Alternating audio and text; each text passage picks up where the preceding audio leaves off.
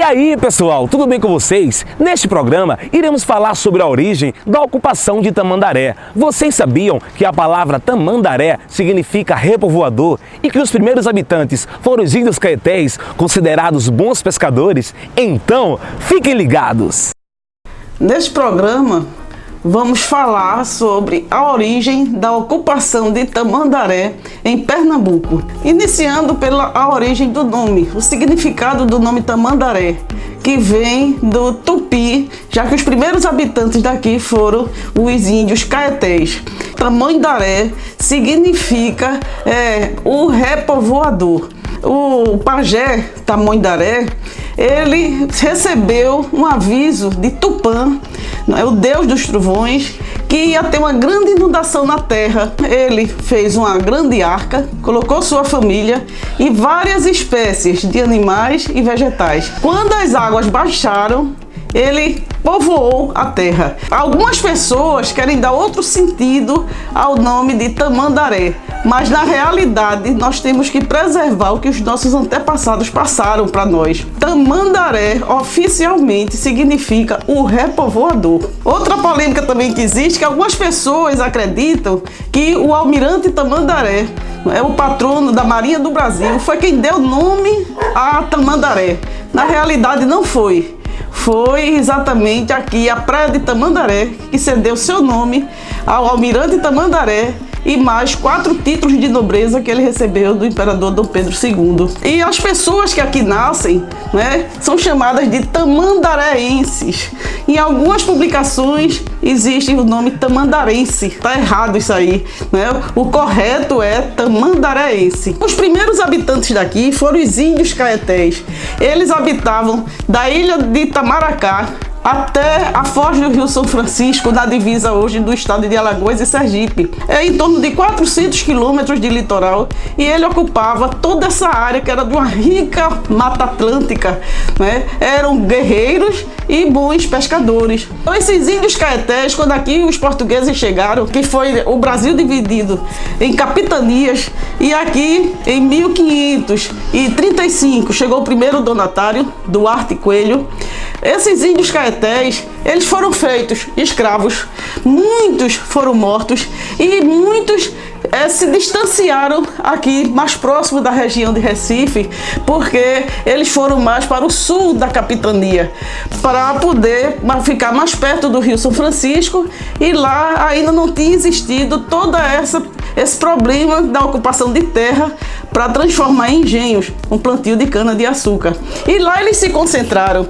Mas quando foi no dia 16 de junho de 1556, em frente a Coruripe, hoje é o município de Coruripe, que hoje pertence ao estado de Alagoas, mas antes era a capitania de Pernambuco, houve um naufrágio.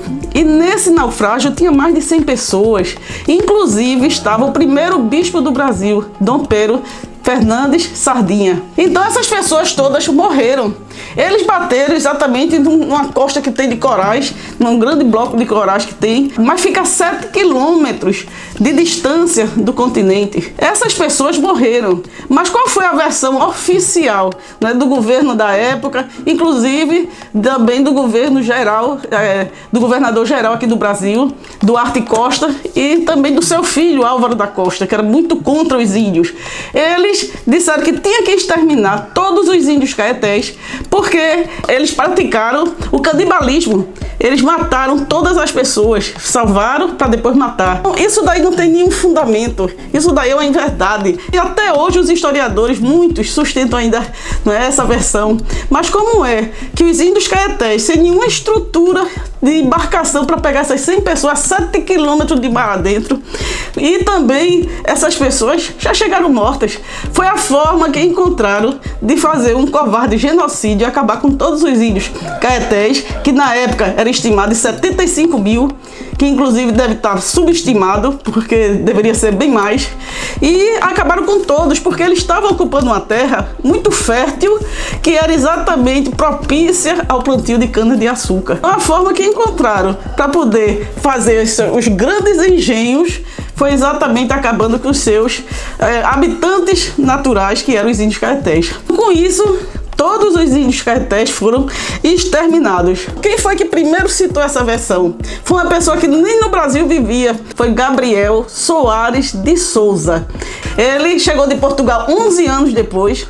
Imediatamente ele se transformou no dono de engenho aqui em Pernambuco, na capitania de Pernambuco, e 30 anos depois é que ele foi escrever sobre o Tratado Descritivo do Brasil, esse primeiro documento que oficializa essa narrativa que foi assumida pelo governo da época. Mas ele cita que foi que ouviu falar sobre essa narrativa, sobre essa versão. Nada ficou provado, e é tanto que os índios caetés que habitaram toda essa região, né, mais próximo do Recife, não tem um exemplo que diga que eles eram canibais. Eles simplesmente foram mortos, eles fugiram para sobreviver ou foram escravizados.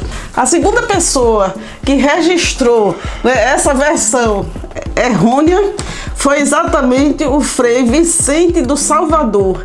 Ele também não era nem nascido na época que teve esse naufrágio, e apenas 70 anos depois é que ele foi escrever o primeiro livro sobre a história do Brasil e cita, né, os índios caetés como sendo canibais. Ele também menciona que foi através do que ouviu falar, porque foi a fama que deixaram para justificar o extermínio desse povo indígena. Ele leu, né, da versão sobre o que Gabriel tinha escrito anterior a ele. Então tudo isso faz mostrar que realmente os índios caetés que aqui habitaram em Tamandaré, eles não eram canibais. Foi a fama que encontraram para destruir o obstáculo que precisava para poder montar os grandes engenhos na capitania de Pernambuco. Então, quando foi em 1560, chegou aqui João Paz Barreto. Ele veio de Portugal e criou o Morgado do Cabo, com 10 grandes engenhos que pegava todo esse litoral do Cabo até Barreiros.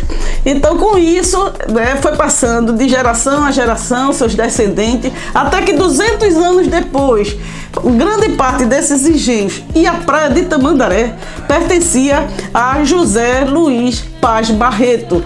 E José Luiz Paz Barreto, a praia de Tamandaré, os engenhos ele deixou para seus filhos, oriundo do seu casamento. E seus filhos, João Corte Real e José Beira Lins, ele deixou, que era fora do casamento, ele deixou a praia de Tamandaré. Então essas duas pessoas ficaram proprietários da praia de Tamandaré e passaram vários anos com essa praia. Depois foi dividida em vários sítios, né? Também nesse período, que foi exatamente em 1668, começou a construção do Forte de Tamandaré. Também vieram alguns militares. Então, aos poucos, Tamandaré foi tendo algumas pessoas residindo, muito pouco, porque na época da escravidão, alguns engenhos perto vinham alguns escravos de confiança para pescar aqui em Tamandaré e levar essa produção para a Casa Grande, para ser distribuída entre os escravos lá de cada engenho. Depois teve a abolição da escravatura em 1888 e alguns ex-escravos vieram morar em Tamandaré. A origem mesmo de Tamandaré era que era uma vila de pescadores. Também vivia, né, tanto da pesca de subsistência como da agricultura de subsistência.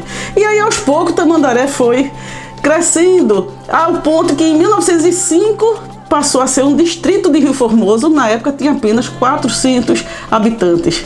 Na década de 1950, aí já veio a construção da escola de pesca e os primeiros movimentos de veranista para poder vir aqui para Tamandaré e o início do turismo. Com isso, Tamandaré, na década de 1980 e 1990, vieram os grandes loteamentos, tanto público como também privado. E tudo isso fez com que, em 1995, Tamandaré já tivesse 12 mil habitantes e conseguisse a sua emancipação política. Vocês gostaram? Deixe suas dicas com comentários e sugestões e aguardem o próximo programa. Então, fica ligados!